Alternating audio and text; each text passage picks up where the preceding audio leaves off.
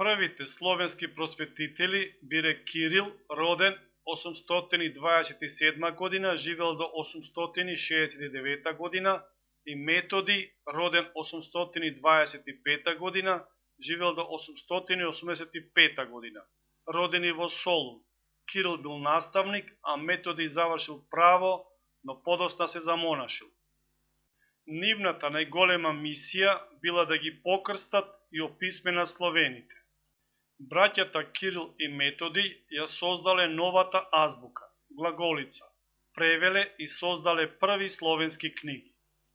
Дефиницијата за философијата што ја дал Свети Кирил е следната.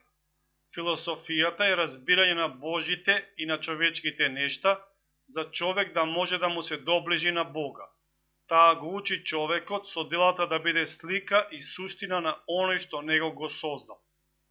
Правното дело што го напишал Методи е закон како да им се суди на луѓето, кое има социјално, државничко и етичко значење. Свети Климент, роден 835 година, живел до 916 година.